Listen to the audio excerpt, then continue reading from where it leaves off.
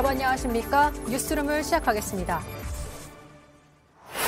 튀르키예와 시리아를 지진이 강타한 지 일주일이 됐습니다. 현재까지 사망자 수는 2만 8천 명을 넘어섰지만 오늘도 기적 같은 구조 소식은 전해지고 있습니다.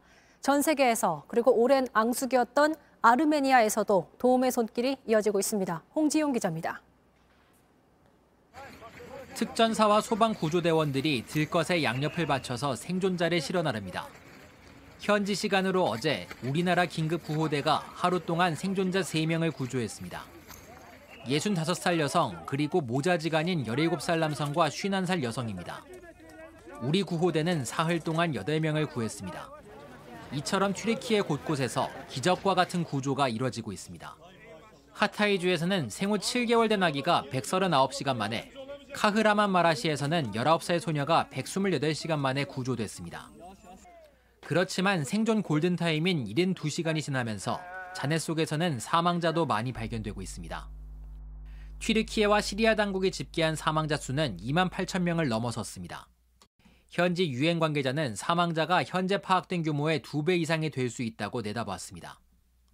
What happened here on Monday, the epicenter of the earthquake, was the worst event in 100 years in this region. 현재 두 나라에서 약 87만 명이 식량 부족에 시달리는 상황으로 추정됩니다. 유엔은 구호물자를 신속히 보내기 위해 튀르키예와 시리아 사이를 오가는 육로를 추가로 열지 논의하고 있습니다.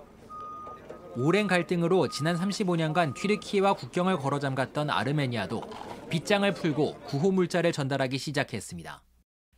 튀르키예 정부는 피해 지역에서 건물을 부실 공사한 혐의로 관계자 100여 명을 체포하며 피해 원인을 밝힐 수사에도 속도를 내고 있습니다. JTBC 홍지용입니다. 오늘도 현지에선 수천 건의 크고 작은 여진이 이어져 주민들이 집으로 돌아갈 엄두조차 내지 못하고 있습니다. 진앙으로부터 불과 수십 킬로미터 떨어진 가지엔테프에 JTBC 취재 기자 나가 있습니다. 고생이 많습니다. 백민경 기자. 어제는 여진까지 선명하게 느껴졌다면서요? 네, 튀르키예에서 지진 취재를 시작한 지 처음으로 선명한 여진을 느꼈습니다. 제가 지금 있는 이 가지엔테프는 진앙으로부터 33km 정도 떨어져 있고 차로는 40분 정도가 걸리는 거리입니다. 어젯밤 11시쯤에 쿵 하는 소리와 함께 몸이 좌우로 심하게 흔들렸습니다. 확인을 해보니 규모 4.4의 지진이었습니다. 밖에서 취재 중일 때는 여진을 거의 느끼지 못했었는데 이번에는 가슴이 두근거릴 정도여서 호텔에서 뛰어나가서 대피를 할 정도였습니다. 제가 지금 머물고 있는 호텔 1층에 이재민들도 함께 머물고 있는데요. 이재민들도 진동을 느끼고 뛰어나가는 모습을 볼 수 있었습니다. 기록을 보니 지난 하루 동안 규모 4를 넘는 여진이 무려 20차례 있었습니다. 정말 많이 놀랐을 것 같은데 이재민들도 정말 불안하겠습니다. 예, 말씀드린 것처럼 여진이 계속해서 이어지고 있기 때문에 이재민들이 건물 안에 들어가지 못하고 또 집 안에도 들어가지 못하고 있습니다. 이렇게 뒤에 보이는 천막에 머물고 있는데요. 높은 건물이 없는 이런 공터에 또 공원에 천막을 세우고 생활을 하고 있습니다. 아니면 차를 타고 이쪽 저쪽을 이동하면서 평지를 찾아서 생활을 하고 있습니다. 취재진이 어젯밤과 오늘 이 이재민촌들을 돌아봤는데요. 난민촌과 i재민촌을 돌아봤는데요. 이재민들은 트라우마가 너무 심해서 집에 들어갈 수가 없다고 이야기하고 있습니다. Hiçbir şey, sadece her şey. Canı aldık, çocuk aldık, yallah. 네, 다른 한 주민도 조금 전에 규모 4가 넘는 지진을 느꼈다면서 천막 안에 있는 것조차 너무나 불안하다 하면서 밤새 모닥불 옆을 지켰습니다. 자, 그런데 오늘로 벌써 일주일째입니다. 이재민들의 생활도 쉽지 않죠? 예, 지금 튀르키예는 국가 애도 기간으로 조기가 걸려 있고 학교도 대부분 휴교령이 내려진 상태입니다. 그래서 어느 이재민촌을 가든지 이렇게 아이들이 길에 앉아 있는 모습을 볼 수 있습니다. 도시가스가 끊기면서 일주일 이상 쉬지 못한 사람들이 대부분이고 식당과 상점, 일터도 대부분 문을 닫았습니다. 주민들은 천막에서 구호품인 죽과 빵 그리고 소금과 쌀, 기름을 먹으면서 끼니를 때우고 있습니다. 주민들 말로는 크게 아프면 앰뷸런스를 불러서 병원에 갈 수는 있는데 워낙 지금 현재 인력이 수색과 구조 작업에 모두 투입이 되어 있다 보니까 트라우마 치료는커녕 일반적인 치료도 그다지 쉽지 않다고 합니다. 무엇보다도 언제 끝날지 모르는 이 이재민 생활, 당분간은 계속 이어나가야 할 걸로 보입니다. 지금까지 튀르키예 가지엔텝에서 JTBC 백민경이었습니다.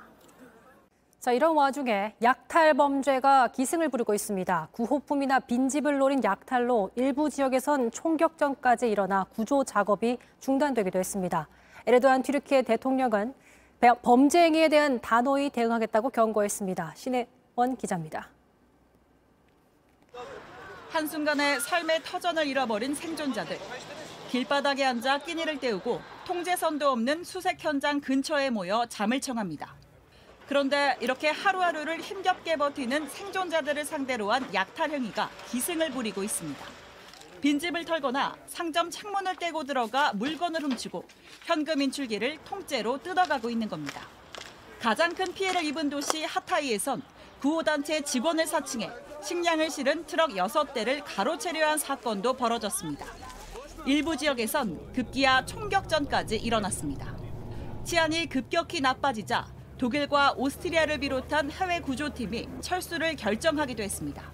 Die Vereinten Nationen, da findet auch eine gemeinsame Sicherheitsbewertung statt. Einige Teams arbeiten noch unter Schutz, weil sie noch Baustellen hatten. Andere Teams haben die Arbeiten eingestellt. 튀르키예 현지 보도에 따르면 지금까지 피해 지역에서 건물을 약탈하거나 생존자들을 갈취하려 한 혐의로 체포된 사람은 50여 명에 달합니다. 에르도안 튀르키예 대통령은 약탈이나 납치 등 범죄에 연루된 사람은 국가가 등 뒤에서 보고 있다는 걸 알아야 한다며 범죄 행위를 강력히 처벌하겠다고 경고했습니다. 튀르키예 당국은 국가 비상사태 선포에 더해 약탈 용의자에 대한 법정 구금 기간을 사흘 늘리는 등 처벌을 강화하도록 하는 내용의 칙령도 서둘러 발표했습니다. JTBC 신혜원입니다.